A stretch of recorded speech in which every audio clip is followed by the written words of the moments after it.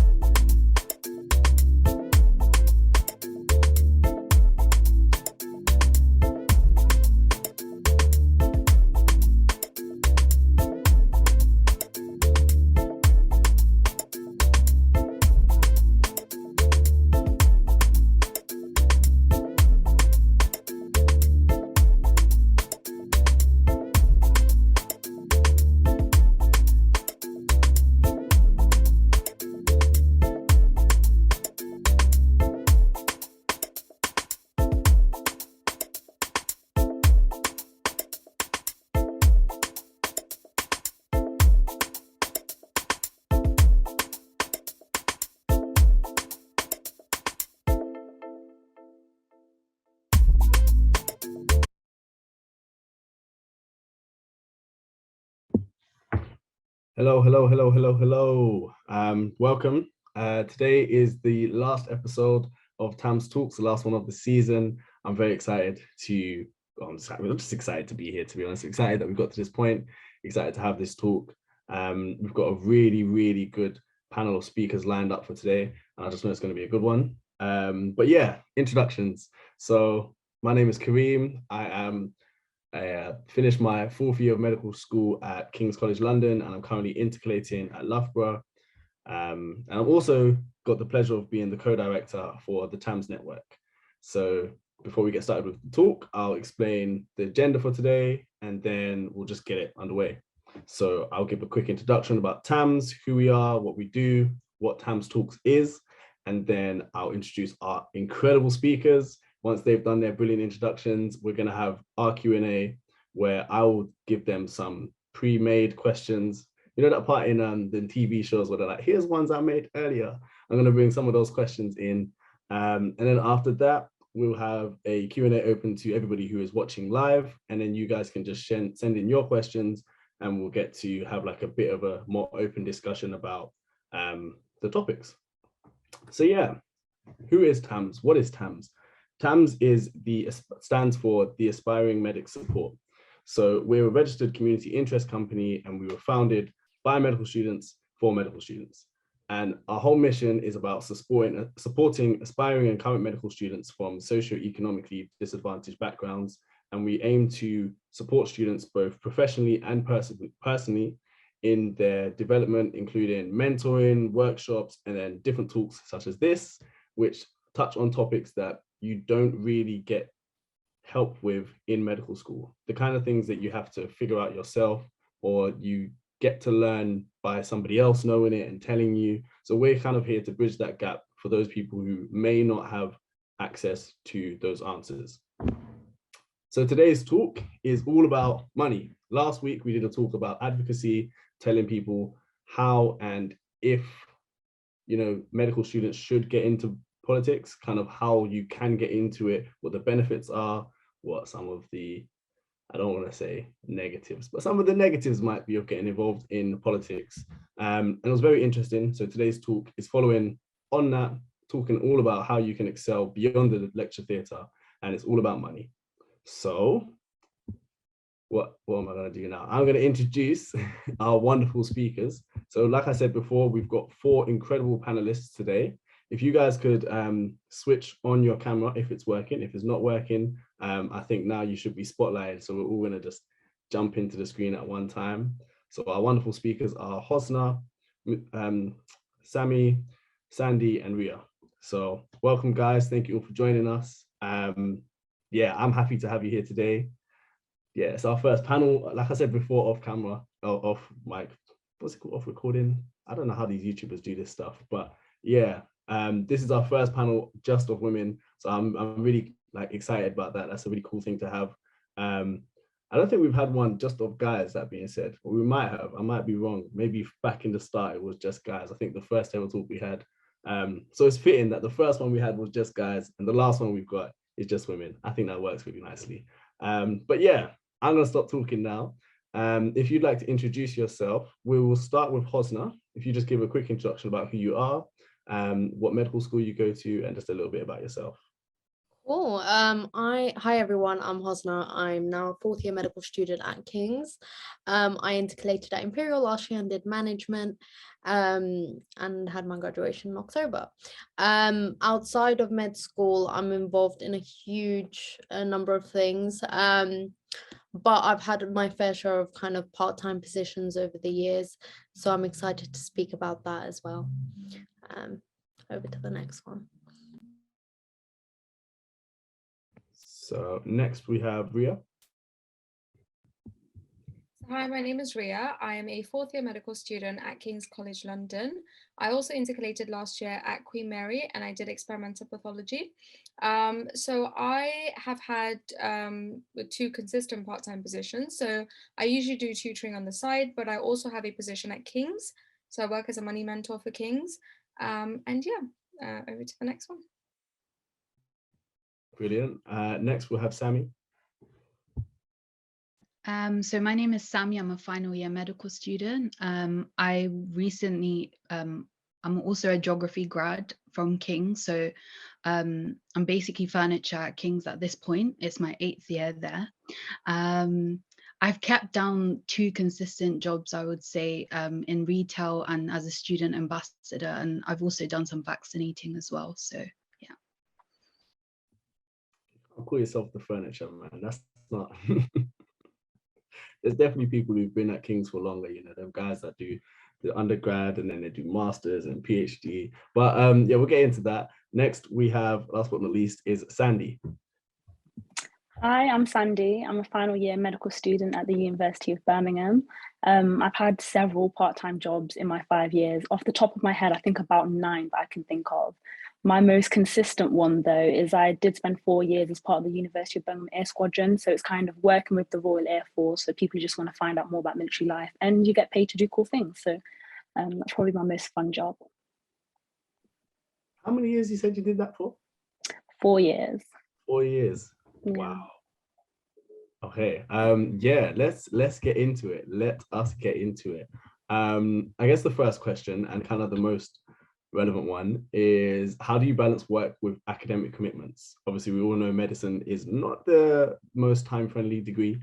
So finding the time to work outside of that, how have you guys managed to balance the 2 of them?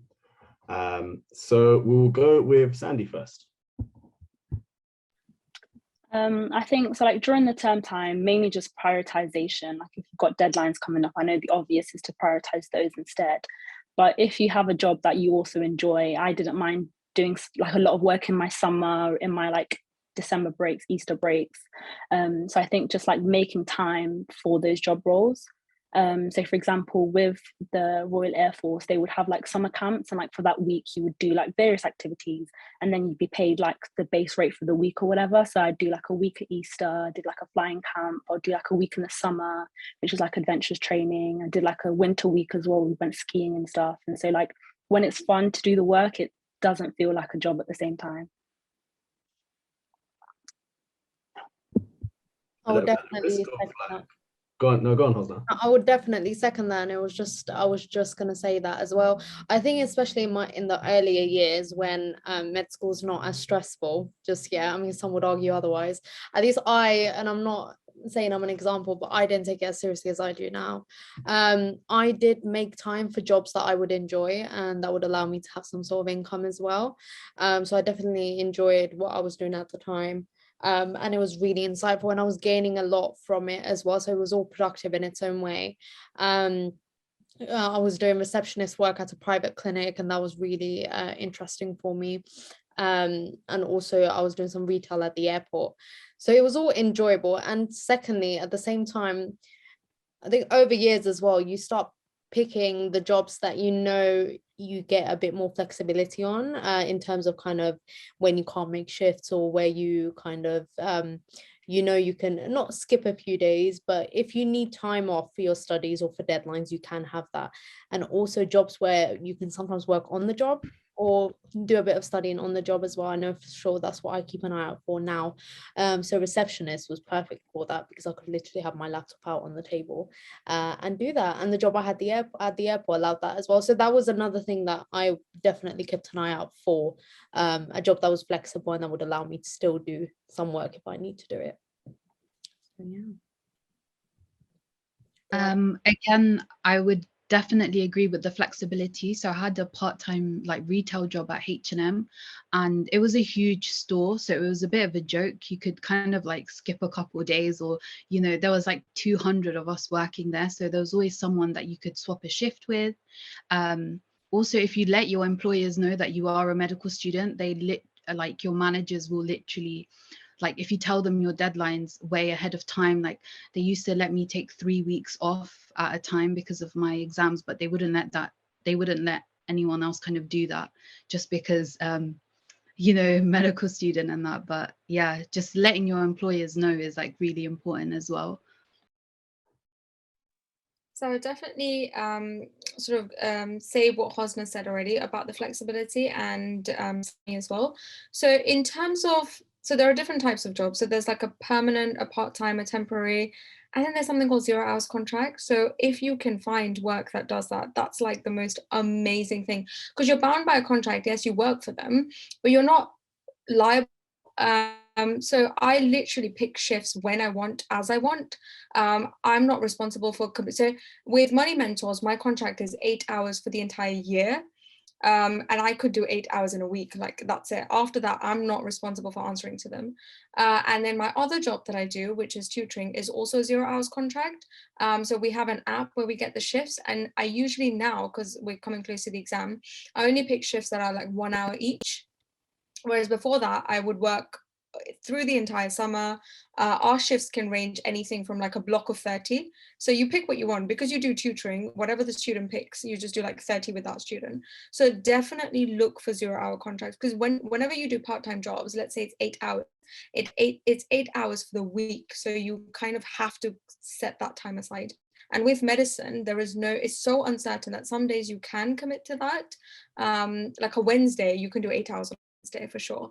But like there are days when you've got deadlines, when everything gets a bit much. So just be careful, because you want the income, you want to enjoy that outside of medicine, but you don't want it to impact your studies. I think what you just said at the end there, Ria, is really interesting. That's the part I want to kind of just explore a little bit more. So obviously it's good when you've got a job that gives you that flexibility where you can kind of book the shifts as and when you want.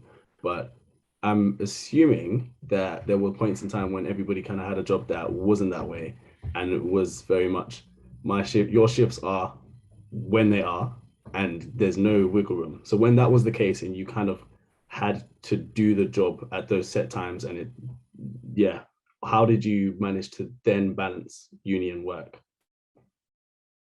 So I'll give you a few seconds. I think something else that was interesting that Hosni said, like when you're like working at or studying at work, I had to do that in my first year. So when I was what was I doing? I was kind of working in a restaurant, so I was like doing waiting and bartending and all this other stuff. And I remember helping out in the kitchen and like writing down the list of amino acids and like just trying to see if I could commit it to memory. And it always sticks with me. And that was awful, awful. I knew that this job just couldn't stay for me. So eventually I left the job. But yeah, if you guys have had kind of experiences, I feel like if you have a job where you kind of have to work at it, maybe this isn't quite the right job. Maybe you're not really balancing the two of them because you're having to work, but you're having to study while you're at work. But yeah, what did you guys do when you couldn't shift the job hours? We'll go reverse order again. So we'll go Ria, then Sammy, then Hosna, then Sandy. I would say when you take up a work, it's a commitment it's a legal commitment because you sign a piece of paper, it's a contract, so you're bound by contract. Yes, I signed a contract for Kings too, but some days I decide not to sign up to placement. So there's always that flexibility with Kings where, unfortunately, if that is the case and I'm forced, I have to meet that legal requirement because there's a person breathing down my neck saying, you have to be here, why are you not here? Fortunately for me, my employers have been great, so they haven't been like that. But if that is the case, then obviously that takes priority. If you find yourself in that position, really ask yourself the question of, do I really need to be here? Because that's going to definitely impact your studies. Because what you're doing is now prioritizing something that you did as an adjunct to medicine, but now it's taking over your life. So just, yeah, bear that in mind.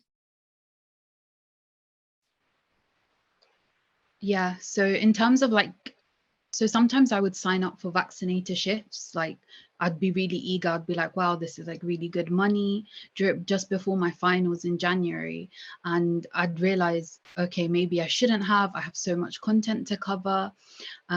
So the way I worked around it, as Hosna said, I'd just go to my shifts and just make sure I was doing past med on the side. Sometimes it'd be incredibly busy, but I'd somehow manage to like do 50 to 100 questions like during a shift. It just depends on the individual. And again, like I think there's something called Parkinson's law. So the more you have going on, the more you can get done in a shorter period of time. And I genuinely think it works because, you know, I was vaccinating. I had my retail job at H&M. And I was still like managing to like score really well in my finals. It's just all about like just making sure that you wake up a bit earlier every day or just revise a bit longer in the evenings. And these little like hours or half an hours like add up throughout the week. And you know, you'll surprise yourself at how much you can retain and how much you can learn despite having a lot of pressure, because I guess that comes with the job of being a doctor. Yeah, no, I completely agree with Sammy. And actually, me and her have spent some time doing past med on a vaccinated shift as well. So she definitely can get through that many questions in one shift. She's really quick. But no, I hadn't heard about that law, but I completely agree with that. I think everyone's slightly different in their work ethic and their work approach. And how much pressure they can handle and whether they work well under pressure. Personally, I think for me, it does help to have so many things going on in a really weird way. It just does, because I get tired of this type of work and then something else is like a break for me. You might call it toxic productivity, I don't know, but it's just literally one type of work to another. But it just keeps things interesting for me. And it does, like, the pressure sets in, because if I'm given weeks to revise for an exam, I will not spend that time actually revising. I'll just procrastinate half the time. Whereas if I'm doing something else and then I feel like I'm limited on my revision time, I'll actually knuckle down and get work done. So I do agree with that for sure. The other thing is, at times, yes, you will have deadlines and you just cannot handle work, and it really, you have to evaluate with every job that you take on how many days you want to commit to. I, for one, during my med school time, I have never committed to a part-time job that takes up more than 3-4 days of my time during term time. The 3 would be the max that I allowed it to take up, and even that has to be flexible for me to kind of do it on a Wednesday, for example, instead of placement days, and that sort of thing. So you have to remember all of that. During the summer, obviously you can offer more time, but to every employer, it's important for you to just make clear that you can't do this. And also during the summers, when I know I'm off, I do actually tend to go for like full-time jobs or apply for like good seasonal opportunities. For example, I did the UCAS hotline 2 years ago, and it was literally just from August to the start of September, and it was completely remote, so it was really, really convenient, and it was just me doing 5 days a week. So if you find opportunities like that is perfect, because you know you can do that in the summer. And also I try and hang on to employers for as long as I can, even if I get really annoying, because then I can always come back during the summer, or I can pick up a few hours when I know that placements calm down, or I'm doing mental health, which is a really relaxed block for some reason. You guys that aren't 4th years yet will come to know. So yeah, just hang on to the good ones. Try not to jump from one to the other really quickly, and also keep an eye out for seasonal opportunities, because that will make your life a lot easier, and you'll feel a lot better that you've made money during your summer, and then you can focus a bit more during term time. Sorry, that was a lot. For me, I feel like it depends how important your role is within that job role. If you know you can easily be filled in, then I feel less guilty calling in sick and prioritizing myself and my studies in order to do that. Whereas, for example, I had a role where I worked as a tutor in a primary school, and we worked in pairs. And so if I wasn't there that day, I'd be leaving my partner to do all of the tutoring. So I had to be there, and therefore you make time for those things. So you just time block it, put it in your calendar. You already know that day exists, that time exists, that you're tutoring in that session. And then like everyone was saying, is that when you have that pressure around you, you kind of get more productive in the time you do have. It's like, oh, I have an hour before I start, I can do some personal questions, or I have 2 hours in the morning, I can do some studying here and there, and I can squeeze in some time after the gym and this and that. And so sometimes having more things to do makes you more productive with the time that you do have. Whereas if you have all day to study, you probably only spend like 4 of those hours doing something. Whereas if you know you only have 4 hours between your job roles, you'll actually fill that time. Yeah, I definitely agree with what everyone said. It just reminds me of like, I'm getting like flashbacks to lockdown when there was just days of just nothing. And like, even when it came to studying, you could just be, you need to study, and studying kind of all you've got, but it could be really unproductive. And until you block out the time, like you're saying, block time that you've got work, block time when you've got time to revise, you almost feel like there's an extra incentive to push, because it's no longer like, if you're motivated to study, it's just like, this is the time that you have to do it, and you have to do it, because if you don't, yeah. So I think the next thing I wanted to kind of ask was, everybody's mentioned jobs that they've got or that they've had, which have been really good to kind of have alongside uni. So what kind of jobs were these, and then also, how did you find the jobs? That's the key things. Like, let's all share our information as to where you got the job, what it was, why it was so good. I think those 3 things. Yeah, so we'll start again, reverse order now. So we'll go Sandy, then Hosna, then Sammy, then Ria. So hopefully when it gets to Ria, like, there's still some options for you to talk about. But yeah, take it away, Sandy. So I've had so many jobs, and even every now and then as we talk, I remember some certain jobs that I did probably like short stints, or like just didn't enjoy very well and forgotten about them.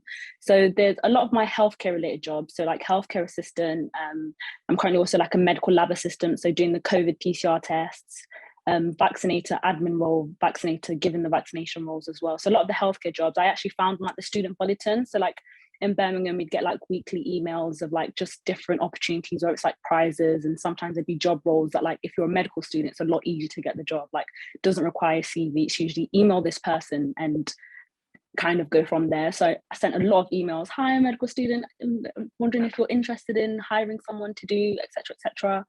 And because you had healthcare experience, and if you've done placement, you've had experience with patients, they're usually a lot more willing to kind of shorten your training, fast track you, that sort of thing. So the healthcare jobs, definitely student bulletin and any of those types of services, and email loads of people and just ask. Other job roles were like agencies, so like waitressing, like you can just find them online really. But I feel like as like I started off with like roles such as waitressing and then kind of got more complex job roles over the years, which the experience from starting off doing retail and waitressing kind of helped you get other jobs as well. The tutoring primary school job, I actually was a friend who had created a company tutoring children in disadvantaged primary schools, and he was also a medical student as well.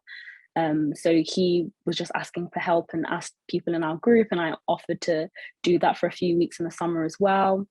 And then the working with the military in my first year of uni, during like the freshers fair, there was like a stand with like these people dressed in military outfits, and I just walked over and was like, what is this? This sounds interesting. And I was sold pretty much when they said you can get paid to go skiing, and I was like, oh, okay, how do I sign up? Where do I join? And from there, I've just had so many different opportunities. We've gone traveling, I've been to France, and I just saw so much, all because I went up to a standard careers fair. So even if you feel like freshers is probably past your time, but strolling through during the freshers week and seeing what's on offer and what the stands are available, you might find some opportunities there as well. I also had another job role, housekeeping. For like it's called #hotels, and they turned student accommodations into hotels for people. And it was a company who, funnily enough, my manager was a final year medical student. So see, medical students just doing all sorts of things in different ways. So that's how I kind of found out about it, through him. And so I did like housekeeping for a summer as well. So a lot of these do tend to be word of mouth, but I think where you have friends who do interesting things, ask them what they're doing, ask them how you can get involved as well, and just be proactive about it.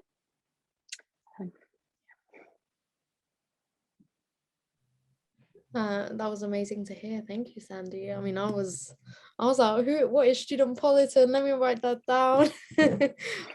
Amazing. No, that sounds great.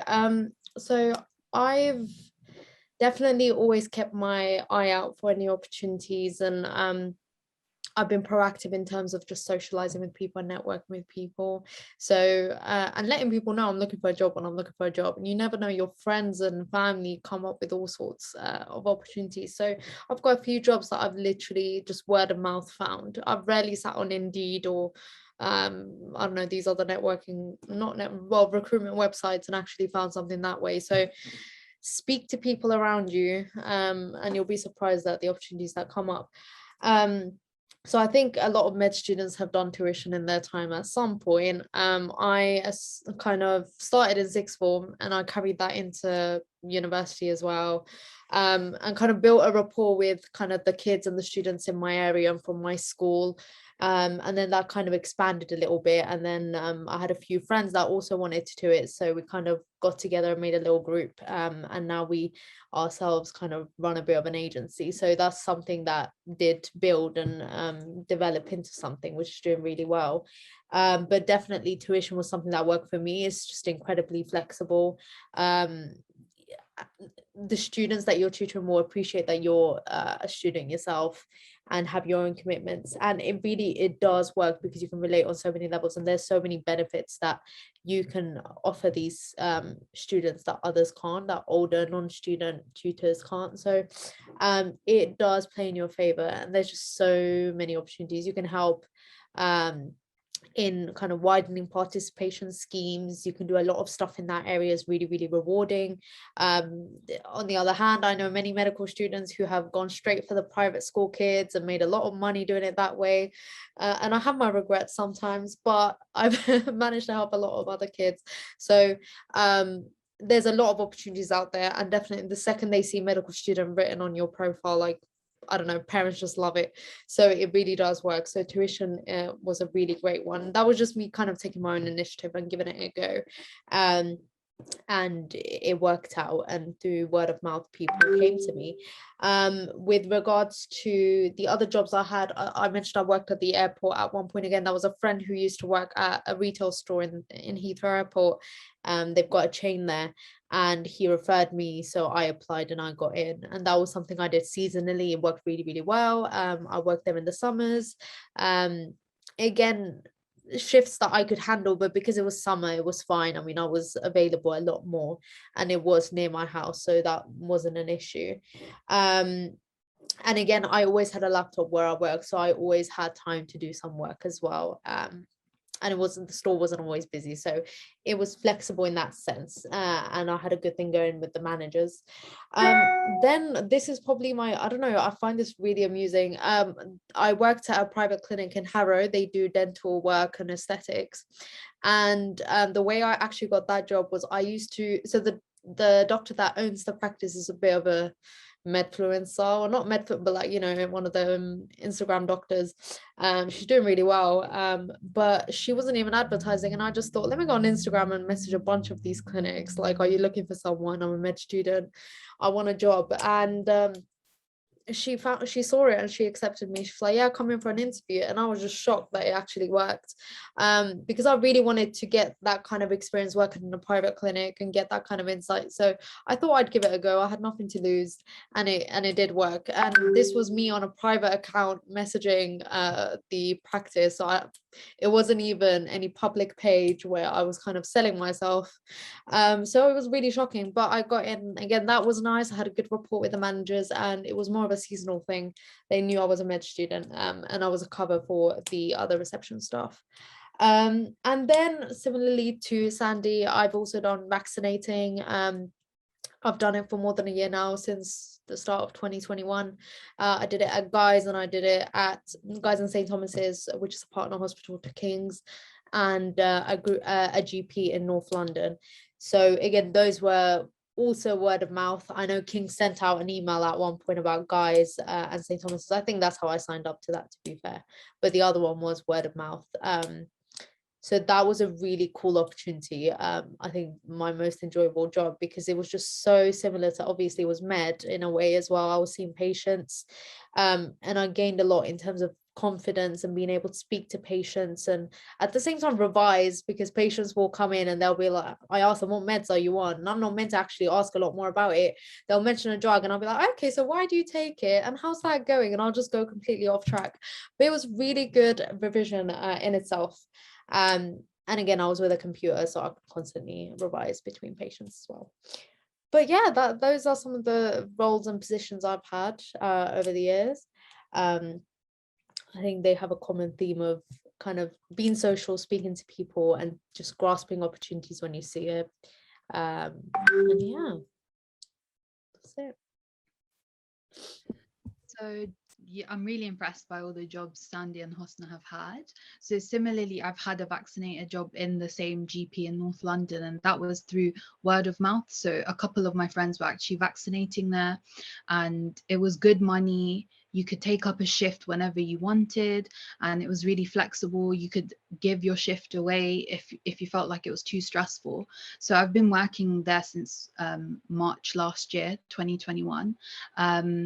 And it was actually really fun. It was a bunch of medical students, mainly from King's. Majority of them would be my friend.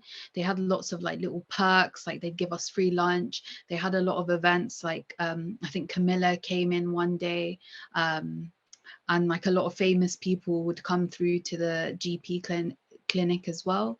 And again, it was really useful in terms of medicine, because it's a skill. Again, vaccinating someone, using a needle. Again, I think it did make me feel a lot more confident for my OSCEs, my final year OSCEs and my fourth year OSCEs, because, you know, I'd interact with a completely like huge range of people, like some eccentric people, dealing with angry people as well. So I think it was really, really like useful in terms of medicine.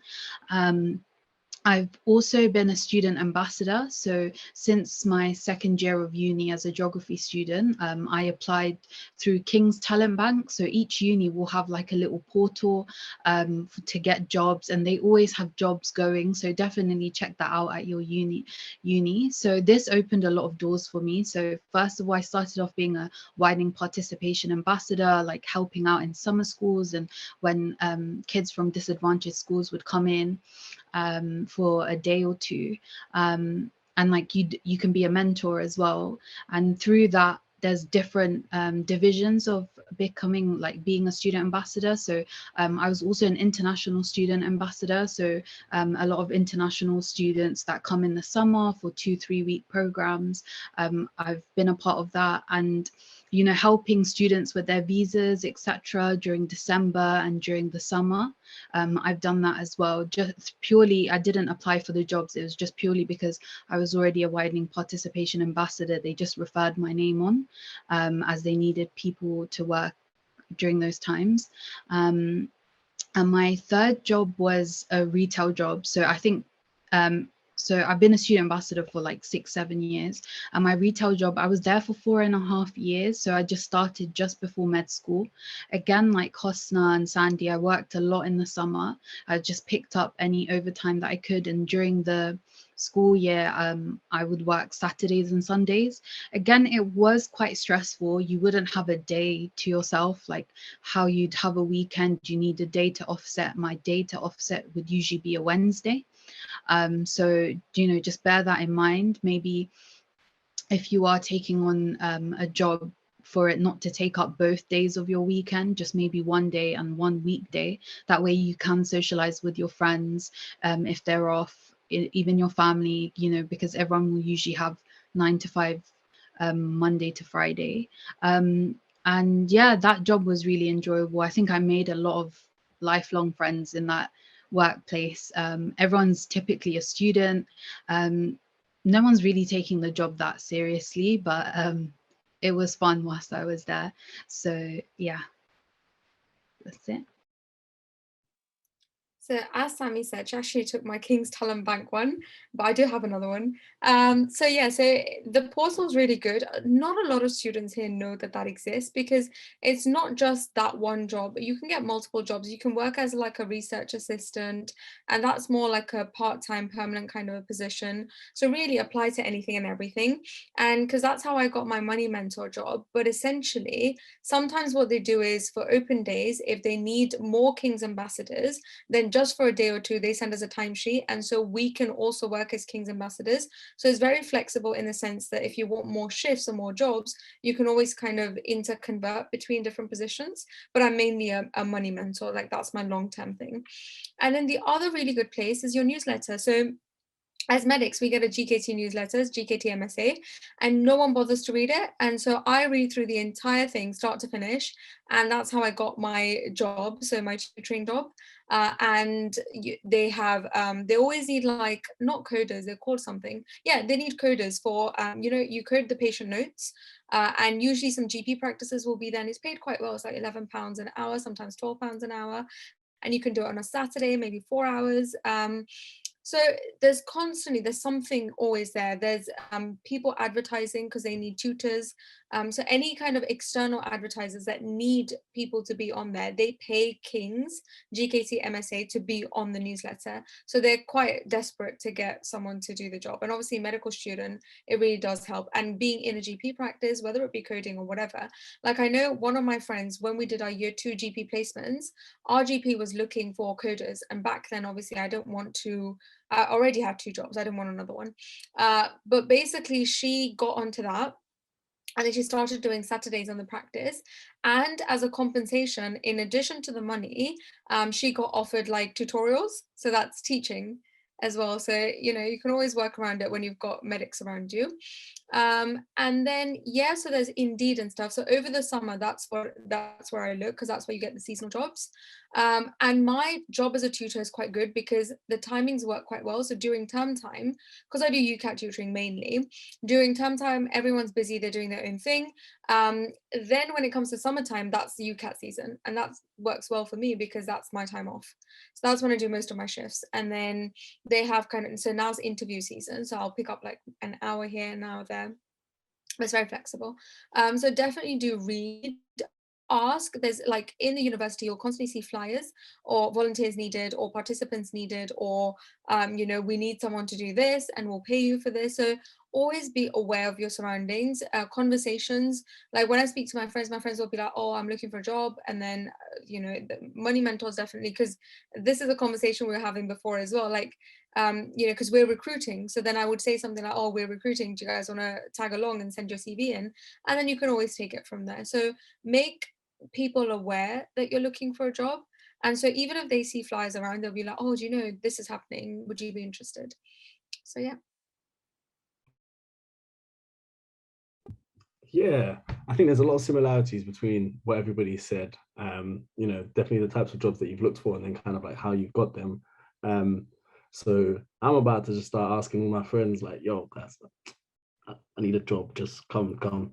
And I think it's been hard where I've been integrating to do that because a few less people around the area, but definitely we're back in London. Know more people. There's just like way more options. So like university work, like you guys have said, and there are different ways of getting involved in that, or maybe something that's a bit more medicine related. So like a GP receptionist. I'm not a receptionist because that would be stress, but yeah, receptionist maybe at a private practice or something like that. That might be a bit less stressful. But yeah, so definitely interesting. Does anybody know of any like vaccination places in South London? North is a bit far. If you know something south, just tell me afterwards. They go by really quickly. Like I applied for the vaccination, I never heard anything back, and now I'm just like, you know what? You don't want me. I don't want you either. The rate, because they pay so well, a lot of the positions have been taken. I know guys in St. Thomas's, they took on too many people. And then they realized they've maxed out and barely everyone's getting shifts, right? So they just put so many people on their bank staff, even in North London. And thing is, because the vaccination peaks have calmed down, like, no, a lot of temporary staff like us are replaced by permanent staff now. So they've had time to figure all of that out, which means we have less opportunities now. That's me being truly honest. There's barely any shifts to go around at the vaccination centres right now that I'm at least, and I'm registered at 3. So yeah, that's really the case right now. Maybe I've missed the boat a little bit there. Maybe we'll come back. There's boosters. Hopefully it doesn't. Hopefully it doesn't. There's just no need, and yeah, there's no demand for vaccinators, and we can just keep living our lives. But yeah, question come through is, what is the worst job you guys have done, and like what? Yeah, I guess it's kind of the same question. What's the worst job you've done, or what jobs would you never do again? Yeah, for me, like I did agency work. I'm just gonna do this while you guys can have a think about your worst experiences. But I did some agency work, and I've worked a few like hospitality jobs that have just been rough. Like you go there, they treat you like you're not worth anything. You're working some long hours. You're wearing shoes that are uncomfortable, and the whole thing is just not worth the time really and the energy that you have to put into that. And again, it's kind of the thing you only learn. If I had spoken to other people who were doing similar agency work, they would have told me to like not do certain jobs. So the longer I've stayed in the agency, I ask people, oh, what about this job? And they're like, yeah, the pay's so high because no one ever does it. The place is awful, it's racist, it's this, it's that. So like you guys have said, word of mouth is definitely a good thing. Like just speak to other people who are doing similar things or in similar positions to you. But that was my worst job. Yeah. Who would like to go first? Let's go for anybody who looks like they're ready to speak. Let's go for Hosna. Oh, Ria unmuted. We'll go for Ria first. I've got 2 experiences actually. So before I started medicine, I used to work as a healthcare assistant, and honestly I love the job for like the people and the patients and the medical experience, but it was the managers and the politics, the work politics. That's something I didn't like, because it's constantly like, oh, giving me the weekend shifts because you get paid the same because it's like a standard rate, or like making me stay back a bit longer, or just really not being considerate, because I had my medical school interviews and I'd had booked a holiday and they're like, you can't go, and that was just added stress. But that was outside of medicine. In lockdown, I picked up another, so I've done tutoring with lots of different agencies. Like there's one I do, which is standard. I've done it for 4+ years. But then this particular agency, because I was like, I'm not getting that many UCAT shifts anyways. So let me just try, because I do A-level tutoring as well on the side. So I did that. And my student, bless her, was lovely. Like my students were great, but it was the person leading it. Be wary. If you ever hear notebook tutors, do not go to them, because she makes you, when you sign up to the job, she makes you write a review before you start the job, just so it looks good for her. And then it's constantly like, oh, like she's constantly breathing down your neck, constantly. And I love teaching, I love tutoring, I've always have. But for me, it's more of like, let me do my job, just leave me be. I'll give you the outcome that you want. Students will be happy, like I can guarantee that, but just don't just don't constantly be there. And then it would always be like, and then thank God it was during lockdown, because I was like, I couldn't have done it with medicine. She was too demanding. And then she wanted, after every single session, she wanted like a good A4 size feedback. Like that's just, I don't have time for that. So at the end of the year, I was literally like, okay, I know I said I'll stay beyond summer, but I'm going to get busy because I'm getting back to my degree.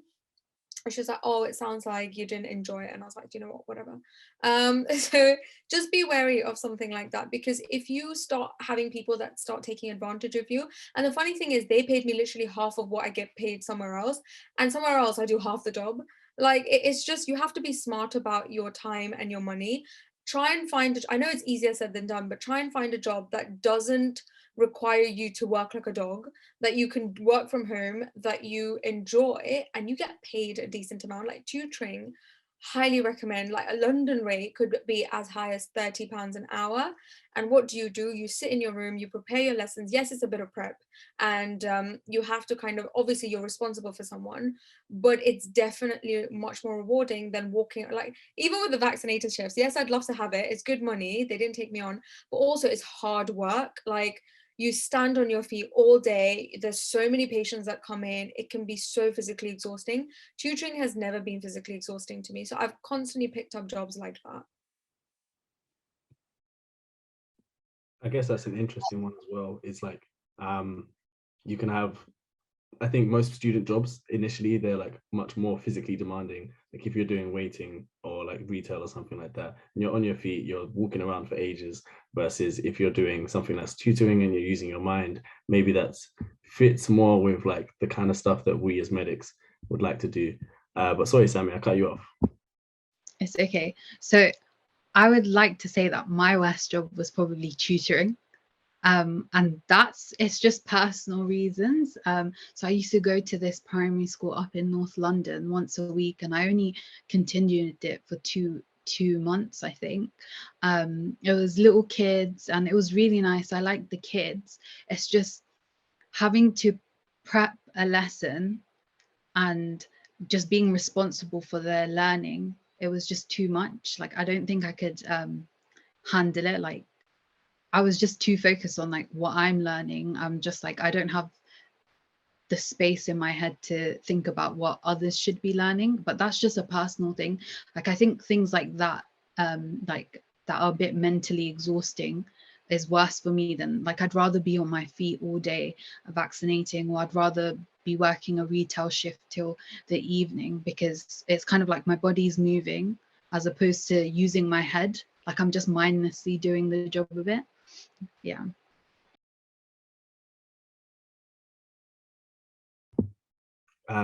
This is like interesting because there's a difference between me and my brother. We've both done agency work for hospitality stuff, but I will definitely pick the jobs that are more mentally stimulating. It's still physical, but like at least there's something for me to do. Whereas he would gladly pick a job where he's doing niche for like 8 hours, like he's just doing the bare minimum, but he can do it. Whereas me, if I was doing nothing for 8 hours, I'd go mad.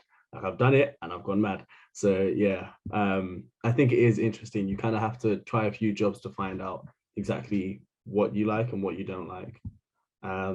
But yeah, Sandy, Hosna. We'll go for Sandy, then we'll go to Hosna. What's your worst job you've had? So my worst job was a combination of the two. It was like not mentally stimulating at all, but also no physical exhaustion at all. So I was doing night shifts in a home for someone who had like a number of different disorders, but mainly she had epilepsy and risk of anaphylaxis. So she needed someone in the house in case she needed an EpiPen, or in case she had a seizure and needed to do first aid, call the police. So call the ambulance. So I'd spend the night just sat on the sofa, and well, on my night shifts anyway, nothing ever happened, which is good for her, but it just meant I was just sat awake for 12 hours. I was allowed to watch Netflix, so I would just watch Netflix, but trying to force yourself to stay awake for 12 hours, it was awful. In the end, it just wasn't worthwhile. It's like on paper, it sounds amazing, get paid to do nothing, getting paid to watch Netflix. But in reality, it was just so dull and boring, and I was just fighting sleep every day, and it was quite a long commute as well. It wasn't nearby, so I was driving half an hour to sit and do nothing for 12 hours. That was definitely the worst job, and I've not been back. I do not intend to go back. But yeah. Yeah, no. What was mine? I like to look at my job positions as in a positive light, and try and think of the positives. I think all of them have something I would complain about, to be honest. But out of the bunch that I mentioned, I would probably say the hardest, or the one I struggle the most with, is the retail job that I did at the airport. Just because it was physically exhausting, and I would come home and I wouldn't be able to do anything else, and I'd have to go to sleep. So the shift patterns would be like 2 to 10 p.m., which would take up most of your day. So that was a little annoying as well, because you've only got your morning free and then the rest is taken up. And this was during the summer, when I did actually want to also enjoy myself and make time for kind of going out and having fun and that sort of thing. But for me, I think the hardest part was literally on my feet, and you weren't allowed to sit. I feel like this is common for a lot of the airport jobs. You just have to stand the whole time, and look presentable. So that was me for 8 hours on end, with maybe like half an hour break. I can't remember, but yeah. So I think that for me was the worst, but I can relate to Sammy in a sense as well. I mean, I only tutored in the first few years, but then I've kind of stopped now, because it can be mentally exhausting, because you are learning the rest of the time. But also, if you're teaching students, especially really bright ones that are already working at like grade A, and you're here fighting yourself, like, how the hell do I get them up to an A star? Just, they're already so smart. What am I actually adding to it does become really exhausting, because you have to think of ways to help them learn. And it's just a lot. It can be complex content to cover, even though you've already done it all. It can be difficult, and mentally exhausting. But yeah, so I always tend to now opt for low energy jobs that aren't physically or mentally too draining. But I would say out of the bunch, it would be that one, just because I had to stand for 8 hours straight, and that got to me eventually. That's it. Yeah. To make sure we don't end this on a negative note, I realized that we just asked like the worst question right at the end. There's a question for Sandy, and it was, what was the name of the company which you allowed students to work in primary schools? Yeah, so it was called Encompass Education, but they're Birmingham based. So I'm not sure if they've branched out since then, or maybe in the future they will, but it was Birmingham based, and it was just like a few of the local primary schools that they had like an affiliation with. Okay, so basically we just have to travel to Brum, and then we can get the job. You can always intercalate at the University of Birmingham, why not? Yeah, let's intercalate twice. To be honest, yeah, if I could intercalate twice, I think I would. But then I start to go down the road of just not coming back to medicine. So maybe this is a me thing. Yeah, I'm gonna address that. I think that's it. That's all we've got time for, with the end of the talk kind of coming up. So yeah, thank you guys so much for just being here for the talk. I learned a lot, and I definitely got a few questions like for you guys kind of off camera, just about your experiences, and then how you've really found it. I want to know the nitty-gritty details. But yeah, thank you so much for coming. Thank you everybody else for coming and joining the talk today. We have a feedback form just there as well. If you could fill that out, it only takes like 1 minute. That'll really help us to provide more talks as well. But yeah, I hope everybody enjoys. Somebody has just entered the waiting room as we have finished the call. So, but yeah, I hope everybody enjoys the rest of their week, the rest of the month, the year. I don't know. Yeah, everybody take care. We're just gonna play the exit video now. Thank you. Thank you. Hey everyone, my name is Kareem and I am a fourth year medical student at King's College London. I am also the co-director for the Aspiring Medics Support Network, also known as TAMS. And it's my absolute pleasure to announce the relaunch of the TAMS Network. In case you haven't heard of us, TAMS is a registered community interest company dedicated to supporting aspiring medical students from socio-economically disadvantaged backgrounds within the UK. The TAMS Network is a branch of TAMS which specifically focuses on the personal and professional development of medical students within our community. We know that medical school can be both an exciting and nerve-wracking time for many students, especially those from a socio-economically disadvantaged background. as they can find it challenging to adjust to the cultural and academic changes. Our work is just as important for the secondary school student who dreams of one day being a doctor as it is for the medical student who is mapping out their career choices.